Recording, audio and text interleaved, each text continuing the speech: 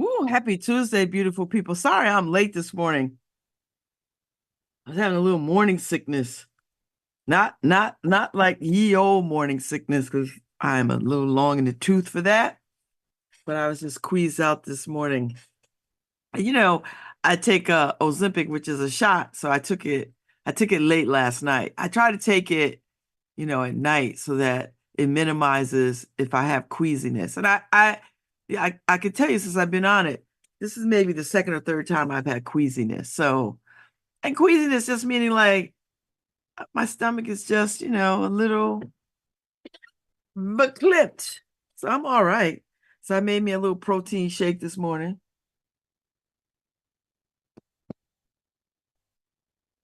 And that seems to do the trick. So thanks for hanging and waiting for me. Welcome to LoveBabz, Love Talk. I'm Babz Rawls-Ivy. Listen, I'm still thinking about the conversation I had with Tammy Winfrey Harris yesterday. It was such a good conversation. And I look forward to more conversations with her because I enjoyed that very much. And I just wanted her to know that. So, um, you know, anyway, I hope everybody is good and in good spirits. So, I'm well. The weather's going to be hot. Although, did anybody notice how cool it was last night? Was I the only one? It was cool. I didn't have the air on, and my air conditioner is in my window, so I couldn't open the window to get the breeze. And I don't open the other window because the other window faces the backyard, and I just don't like wrestling with that window. So so it's fine. So I put the air conditioning fan on without the air conditioning, and then I just got up this morning and turned it off. I just wanted some air to circulate, you know. So, you know. So anyway, high five to Long Wharf Theater last night. The Connecticut Critics Circle Awards held their 32nd award ceremony last night at the Yale Repertory Theater, at the Iceman Theater. And I learned some stuff that I did not know. Connecticut has more theaters than any other state in the country. I did not know that. And there's some theaters I've never even heard of. So now I feel like somebody needs to do a theatrical map of where all the theaters are and then keep up with their seasons.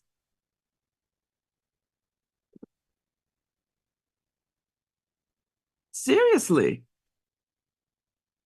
because I'd like to know what's going on. There was a production of The Color Purple. There was a production of Clyde's. There was a production. I saw the Hot Wing King in Hartford, but there's so many theaters doing so much cool stuff, and I'm like, and why is Connecticut hemming and hawing about using theater, making theater a real economic driver of this state? If we've got more theaters than anybody else, why aren't we pouring money into our arts communities the way we should? The way we pour money into keeping these damn insurance companies and so-called businesses. What are we doing? Who is leading this state?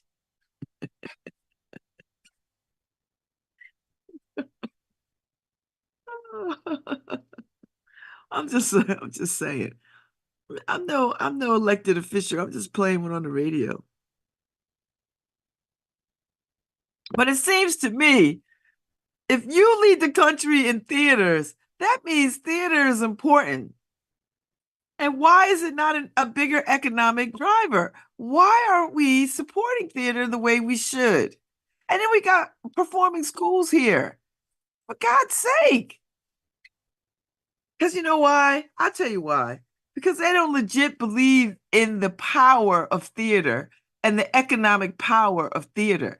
Let me tell you something about the economic power of theater. And correct me if I'm wrong, because I could be wrong. And if I'm wrong, I'll say I'm wrong. But here's the thing. Here's the thing about, listen, theaters employ a whole lot of people. You got to have managers, lighting people, all the people in front of the house, behind the house. And then everything that supports the theater, restaurants, hotels, all the things that support. You can't tell me you cannot measure that. You cannot see the impact of that. And you can't help improve the impact of these things. Come on. Who is running this state?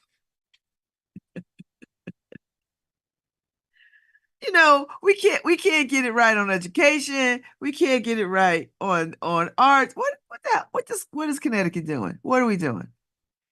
What are we doing? Somebody help me out. Help me out. And it can't always be Gary Winfield holding it down for everything. It can't just be him and Martin Looney. There's other people in the state. Like, damn. I'm just like, what is going on? Anyway, what I meant to say was, and so I can tell you what we were in. We were like the most nominated theater in the history of this award, I believe. That's what they said. Uh, I'm sorry I missed the Far Country because it looked spectacular, and the lead in that play got an award. So now I'm sorry I missed it. But I saw more plays than I realized sitting there paying attention to the awards. I didn't realize I'd seen so many plays. So now I got to start keeping a damn play journal or something. There was a production of Kinky Boots, Dream Girls. I mean, there was so much stuff going on and black ass stuff going on in this state that I had no knowledge of. Now, not to say that I would go see Dream Girls. How many times can you see Dream Girls? But there's a lot of people who have not seen Dream Girls, or maybe on their second time. I think everyone should see it at least twice. I think I've seen it 3 times. I've seen it with each of my daughters separately and then myself. So I think I've seen it 3 or 4 times. I've seen it on Broadway. I've seen it at the Bushnell. I saw it in New London. I'm not going to see Color Purple. And if I see Color Purple one more time, I'm in it. If I go see the Color Purple one more time, I am in the cast. That's it. That's it. So anyway, so we were nominated. Long Wharf Theater, A View from the Bridge, was nominated for Outstanding Lighting Design, which we won. And then Outstanding Set Design, which we didn't win. I don't think we won. I don't know. I get these two mixed up, the lighting and the set design. I think we won for set design and not lighting. I don't know. I know we won Best Play and Best Director of Play. So Outstanding Sound Design, we were nominated. We weren't nominated for Outstanding Projections. We were nominated for Outstanding Featured Actor in a Play. I think that's Antonio Magro. We didn't win. Outstanding Featured Actress in a Play, Patton Hughes. We didn't win that. Outstanding Featured Actor in a Musical. Well, we didn't have any musicals. Outstanding Featured Actress in a Musical. We didn't have any musicals. Outstanding Actor in a Play, Dominic Famusa was nominated. He didn't win. Let's see. Outstanding Actress in a Play. Oh, Sanctuary City, which I saw, which was directed by Jacob Perdone, which was really good. Like, I really enjoyed that production so much. I like productions that, it was only like 2 people in the cast or something, but the movement and the choreography of the play was so beautifully done. I just thought it was so good. I loved it. I really did love it. I loved it. No musical. Outstanding Ensemble. Uh, we weren't even in that one. Choreography, nope, we're not in that one. Uh,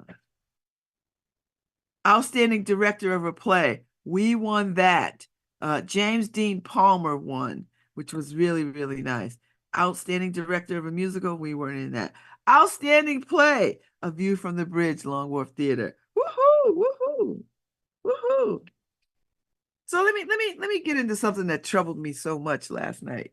So Jacob Perdone didn't come. He's our artistic director. But Kit Ingwe came, and many of the board members came. And so a couple of the board members got on my nerves so bad last night with their foolishness about, oh, he should have been here. Now, the brother cut his vacation short to go to Chicago to meet a cat who could potentially be someone very helpful to the theater. Now, I don't know about y'all, but you cut your vacation short to fly to Chicago and then you fly back home to Connecticut. You are tired. And then for somebody to say, well, I'm only operating on 5 hours of sleep. I don't think first of all, I wouldn't want to tell, that's not honorable. I don't think that's anything we should be celebrating, that you are operating on 5 hours of sleep. And so therefore you believe that everyone should operate under those same conditions. That is some white supremacy foolishness right there. That's white supremacy foolishness. And I'm gonna tell anybody. I said this to this person. I said, you think that that's how we should be operating? Like, you think that's okay? You proud of that? I don't even say that. And I go to more stuff than anybody. I don't tell people I get 2 hours of sleep or 3 hours of sleep and I'm functioning. That makes no sense. And you look crazy. So anyway,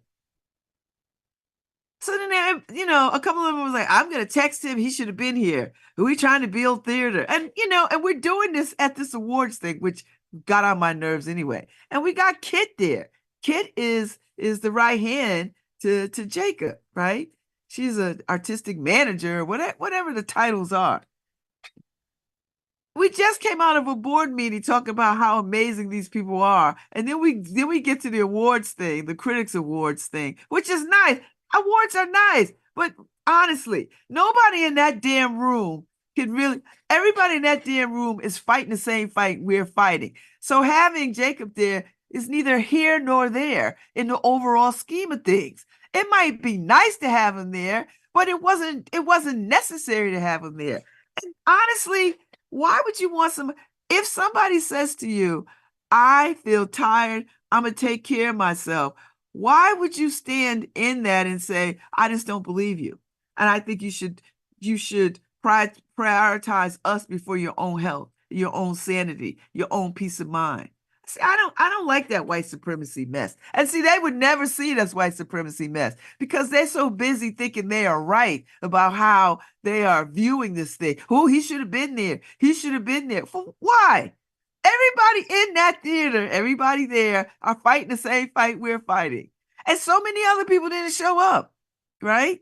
I mean, the house was packed. It was packed. It was packed. But we didn't really need him there. And you know what? Not for nothing. We got a whole board that can stand in and accept just about anything on the behalf of that theater. So I don't understand. I didn't understand this. This got on my nerves so much. I might have to say something more about this because we are not respecting people's agency. You can't at one part of the story say, oh, we really appreciate you and the hard work and the dedication. You really work hard and blah, blah, blah. And then on the other hand, oh, but get your ass over here and dance for us because we think you should be here, prioritize this over everything else. What are you doing? Come on. So when he says to you, I'm going to go home and take care of myself, you say what? Don't do that? Don't take care of yourself?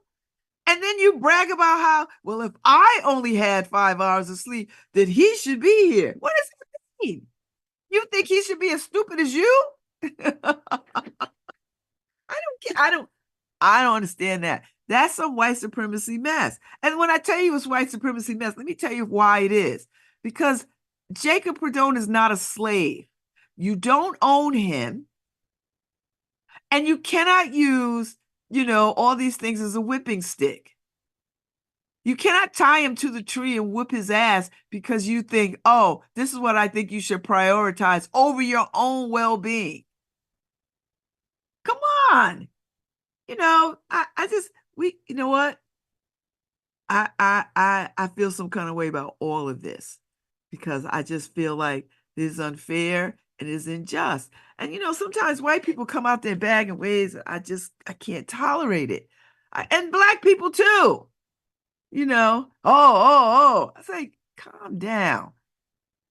It's not the Tonys. It's the Connecticut Critics Award. It's nice, wonderful. And I enjoyed it. It was exciting to be in the room with all that artistic talent. And I mean, but it's predominantly white, but all right, okay, fine. Fine. But it was good. I enjoyed myself. I got to meet some people, hi to people. I'm just not here for the foolishness. And if people can't get elevated, if they can't get elevated after all the DEI stuff we did, after all the equity and inclusion, after all we talked about in creating safe spaces, after all we talked about having people have agency over their own lives and autonomy, after all that work, people are going to come out their mouths like, well, he should have been here. Been here to do what? And I think Kit was charming and engaging and lovely. And then, and when you say stuff like, oh, why isn't he here? What you're saying to her is, you're not good enough on your own to be here. He should be here. Do you even hear yourselves, people? And I hope this gets back to the right people. But don't worry about it, because I'm going to bring it up. I'm not even, don't you, never mind you, baby. I'm going to bring it up in the next meeting. I will. I might even have to rattle off an email of some sort or bring it up because it just bothered me so much that they were willing to just talk that mess and then talk that mess in front of Kit. Like she going to say what? She's working hand in hand with him, and you out your mouths, oh, and you putting her in a precarious position to what? And she got to stand there and listen to you all do this foolishness in front of her. I just, man, let me tell you something. I'm just, it's too much. It is way too much. It is way too much, and that's not leadership. That's not leadership, not one bit. And I said it. And listen, I could walk the hell off of anything. I'm not afraid to walk off nothing. Are you kidding me? But somebody got to stay and watch that man's back because God knows. And if that's the case, then you need to spell out exactly where you think he should show up at. And then you need to tell him to his face, this was so important over your health that we needed you to be. We don't care if you're tired. We don't care if you zigzagged across the country. We don't care if you cut your vacation short. We don't care. We don't care that you went to the conference and represented us at a conference. We don't care about that. We needed you to be in this room last night. For whatever reasons, I don't know. It was just insulting to me. It was insulting. And I was like, look at this white supremacy foolishness right here. He's not your slave. He should have been there to do what? To do what Kit did, who did it beautifully and eloquently? Are you kidding? You got to be kidding me. I don't think people be thinking. I don't. I think people just they get up in their high horses and they think, oh, oh, oh, oh, this is how I feel some kind of way. I feel some kind of way, so therefore, stop it. Like, damn. Listen, we have to, if we do not change the culture of how we grind anywhere in this country, how we make people grind, and then we want to have workshops on burnout. when we lighten the damn matches ourselves. Listen, I don't care who gets mad at me for saying this. I don't really give a damn. I don't care. I don't care because it has to be said. And I don't want to see it again. I don't want to see it again because to me, it speaks to something else that you're not getting at the heart of. People have the right to sort of say, you know what, I'm gonna sit this thing out because I'm tired. I've extended myself, this, and that, and the other thing. Let me sit down. I'm saying that.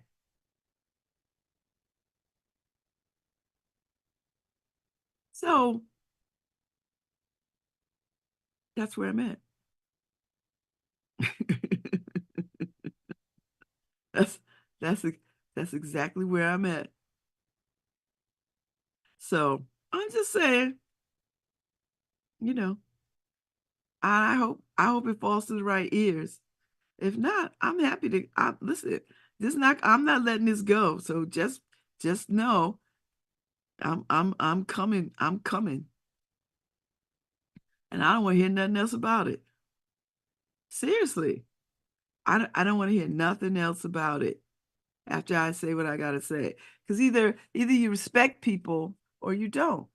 Either you can hear people or you don't. Now I can see if there's like oh, you don't think they're doing a good job and this is just like more of the same, not doing your job. That's not it. That's not that.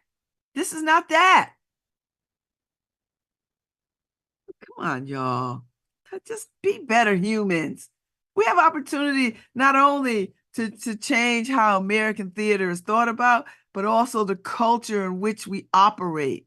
That we could change the dynamic of the culture in which we operate. And this could be a model for any company, any organization, how we treat the leadership and how we demand things of the leadership. I just it just bothered me. And to do it and to just have no regard for the space you're in and having these conversations and talking that mess. And I, I don't get it. I don't get it. I just don't get it. You know, I don't get it. So I'm just it just bothered me. And I'm sure they blew up the phones and all this kind of stuff. Ugh. You know what? You gotta mess around. You know what we say in my community, and by my community I mean the blackity black community. Hashtag FAFO. And if you don't know, ask somebody. Hashtag FAFO. You're gonna mess around with that. I just think I was just insulted by the behavior. I was just insulted. Like, well, I got 5 hours of sleep. I'm here. What is that? I'm sorry. Is that how you want everybody to operate? That's you proud of that? Seriously? Because you could have not shown up either. And guess what would have happened? Guess what would have happened? Nothing. The award would have still been accepted by Kit, and the rest of us who were sitting there would have been cheering her on. What's the problem? What's the problem? I'm like, are you kidding me? You know, ugh.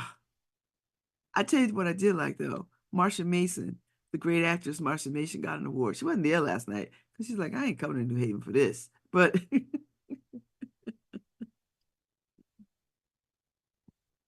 but it was really nice that she was recognized. And I will tell you, seeing the pictures up on that screen of all these great plays. Now I wish I would have saw the Far Country. Yale Rep does some beautiful stuff. I saw Escape Alone. I saw that. I really like that play too. I like dystopian stuff. So it was well done to me. I really liked it. I liked that. I loved A View from a Bridge. I loved it. I loved everything about it. I loved the concept of it. I loved it. Um, I love Sanctuary City in Hartford. I loved it, loved it, loved it, loved it. So, there's a lot of stuff I didn't see. Uh, oh, and I saw Wish You Were Here at Yale Rep. I liked that. I didn't love it. I liked it, but they had some security because, it was at the time when people was hating on Muslims. I don't know. Well, who we hate today? Who are we hating today? Are we hating Jews today? Or was it Muslims? Somebody. I can't really I don't know. Anybody. Somebody had to have, I think it was Jewish folks. I think it was Jewish folks. We had to have security for the Jewish folks. I think. I don't know. It's interchangeable. Some days it's Jewish people, some days it's Muslims. Or some days it's both. I don't know, wherever you stand. I don't know. So that's how crazy the world is. We back and forth on who we hate and want to hurt all day, every day. Oh, today is this. Tomorrow's this. Oh, it's these people today. Tomorrow's those people. All right. And then Jacques Lamar got the Tom Killen Award. I've never heard of any of these people. So it was, but they were witty and it was well done. I tell you one thing, theater people will give you a good ass speech. People who work in the theater, they'll give you a good ass speech. You ever notice how the Oscar people, people who do the Oscars and win Oscars, hardly any of them are prepared to have good speeches, except the British ones. When the British actors show up, they are always prepared, tight, nice, funny, all the things. Americans, not so much. They're always so surprised that they won, and then therefore ill prepared. But you know who stays prepared? The damn people who do the Tonys. They are always, and the drama, all those kinds of theater awards, they're always ready. And they come looking fabulous. They don't come half-assed. They know what they want to say. They say it, and they deliver it beautifully. So Jack Lamar was funny, and the cat who introduced him was funny too, and lovely, and it was one of the best sort of introductory kind of things I've ever seen. It was well done. And then Jack Lamar was funny. He was funny. It was funny, and I appreciated him too. So that was a nice, and it was in the middle of the awards program, and then they got to the last thing. So it was nice. It was nice. This thing is 32 years. I've never even heard of it. So it was nice to be in the space with all the other performers, and nice to see what's coming up for Legacy Theater. They've got their season, and I don't get out there nearly enough to see their stuff. I've only been out there maybe twice, so I need to get out there and see something. They got a bunch of musicals coming up. I love a musical. I love a parade. I love a parade. I hate a parade, but I like singing. I love a parade. So yeah, so that was my night last night. So I had to get that off my chest because I just thought that was in poor taste last night. And I'm gonna remind people of it. Trust me. And now they might say whatever, and they might get in their feet. I don't care. I'm not gonna be mean. I'm not a mean person. I can be a mean person, but I'm not a mean person. But I'm gonna let them know. I was like, I didn't appreciate that. I said, you can't on one hand talk about, oh, this person is great dynamic, and then when they say to you, this is okay, y'all go, hey, hold this down, because I've been zigzagging the country. And the refrain can't be, well, because of who I am, I only got 5 hours, and so therefore, if I'm here, like you're the measuring tool, the measuring stick for this. And is that a really good way to measure what we want people to do? Their endurance against all odds and against what their body and their heart and mind is telling them to do. We want that as leadership? Seriously? That's what we want as leadership? A ragged ED, a ragged artistic director who feels like they have no agency over themselves? What are we running, a damn plantation? What are we doing? Seriously. I was going to put the question out there. Is this a plantation? I'm just trying to understand what we're doing. A theatrical plantation? Because we have the opportunity to change the culture. If that's what we're going to do, then we got to change the culture. Inside out, top down, left, right. All of it. So anyway. Oh, is she here? I had to drop her off. She'll be back and she'll be there in a little bit. Oh, all right. She all right? Oh, oh boy. Okay. So anyway, that's it.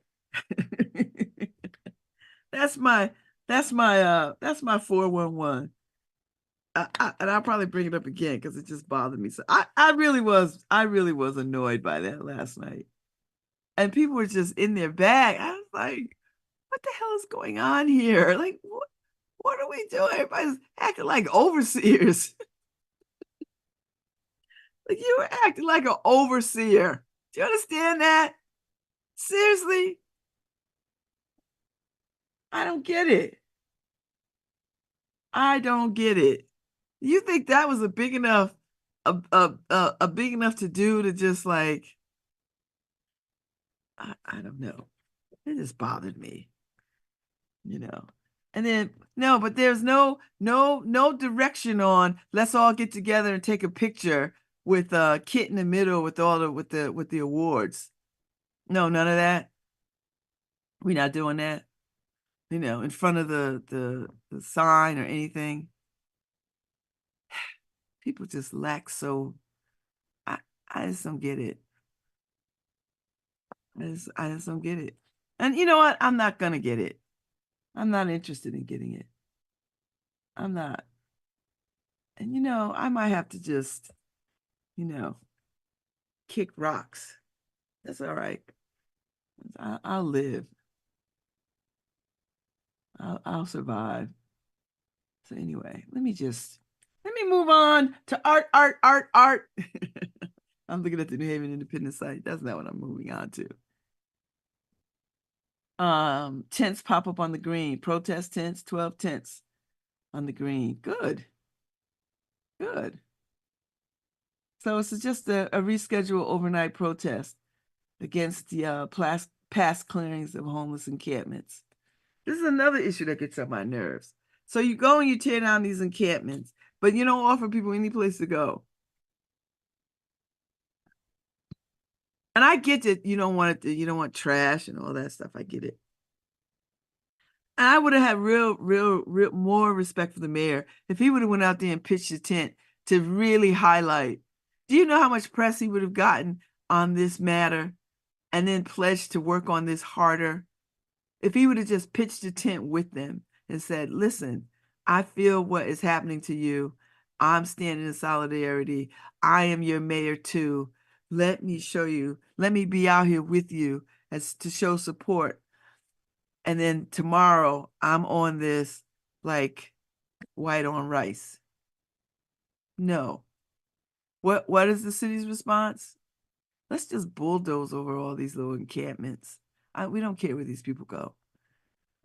Because you could find a place to set up a safe encampment with trash cans and outhouse, all the things, for the summer, so that people can have some place to stay. And you could send Public Works periodically out there to pick up the trash. And you could make a pledge with the folks out there. Listen, in order for you to stay out here for your safety, these things have to happen. And if they don't happen, then we're going to have to break this up.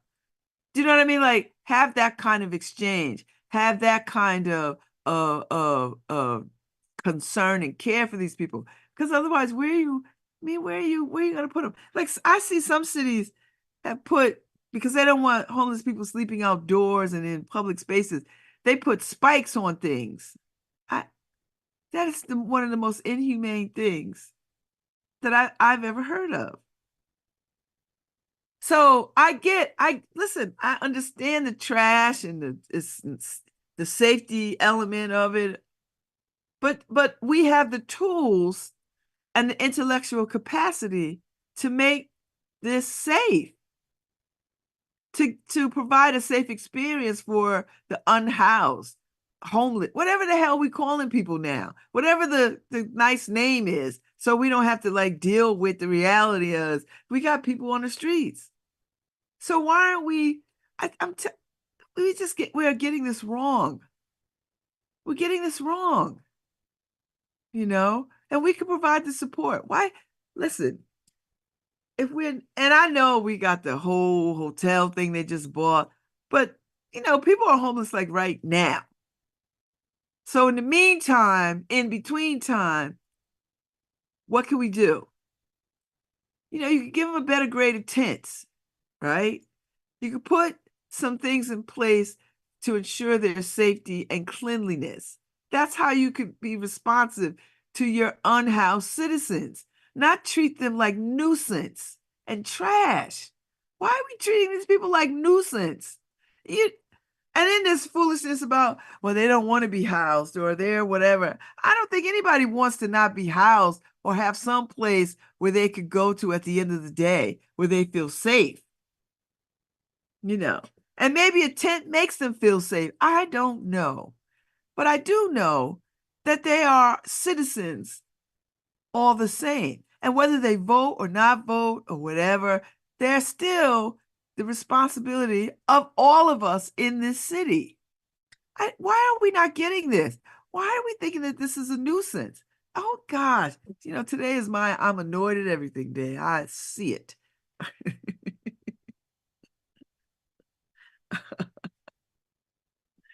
you know, our first response can't be, well, let's just tear up all that stuff and throw it out because it has no value to us, right? Because that's essentially what you're doing and saying. You have no value to us. All the things that you've collected on your unhoused journey is of no consequence or value. So we're going to trash it all. We don't care. We don't care because to us, it just looks like trash and junk. And it could be a hazard of some sort. I don't get it. We have a city of this size could be solving all kinds of problems. You got one of the best and the brightest institutions of higher learning in the whole wide world. In the whole wide world, right there. You've got flanked by several other high profile institutions of higher education. And yet, we don't seem to be able to solve problems. I don't get it. Why are we not solving problems? Why are we not solving problems?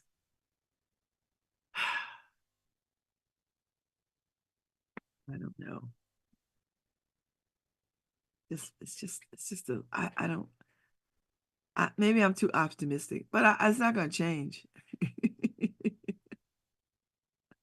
It's just, my optimism is not going to change. I felt this way when I was 13. I'm going to feel this way hopefully at 100. That's how I feel. That's exactly how I feel. That we could do anything. I believe that. I believe with the will, we could do anything. That everything is possible. That there's no barriers to the good that we can do. I believe that. And I need to see, I need to see the world and this community reflect that. That's all. I need the world to reflect that. We could be good to each other. We could be good to our citizens. We could,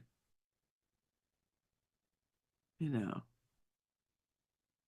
So I'm just saying. I'm just saying. I'm just saying. I'm just saying. We could be good to each other. Somebody's got to take some leadership, though. That's really at the heart of it. Some leadership is at the heart of this.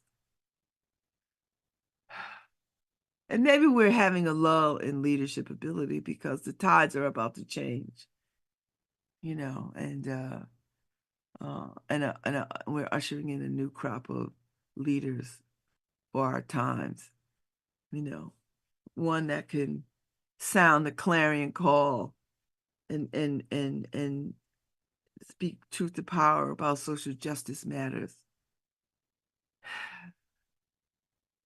These are the days, these are the times that try men's souls, right? So we'll see what happens, boys and girls. I'm optimistic. I remain an optimist. I'm born an optimist. I am an optimist. And I'm hella romantic. I believe in people's goodness. And that does not mean I do not know that evil exists before people start that. These heinous crimes. Yes. And I just read about a crime that was committed 1950s that just stunning to me. Uh, I was reading about this couple. I want to say they're in like Mississippi or Florida or somewhere in the South in the 1950s, had 7 children. And sometimes their neighbor would watch the children for them while the parents went to work. You know, the kids would go to school or whatever, and they'd come home, and the neighbor would like just oversee the lunch. Well, the neighbor, something happened. Well, the neighbor actually poisoned the children. The children go back to school. They all start falling out. They get to the hospital. They one by one, they all die. So the police arrest the father because the neighbor said, "Oh, I found this in their shed, the poison that was used." Now, and that the father was inquiring about insurance for his whole family and his children. So that's what he got convicted on. Got convicted on just some hearsay foolishness. No proof, nothing. Just craziness. Come to find out, he didn't kill the kids. The neighbor kills the kids. She finally confessed when she was in a nursing home. I guess it got too much for her conscience. And then she told him chapter and verse what she did and how she did it. Now get this. She killed her first husband the same way. But they didn't bring no charge. They didn't say nothing.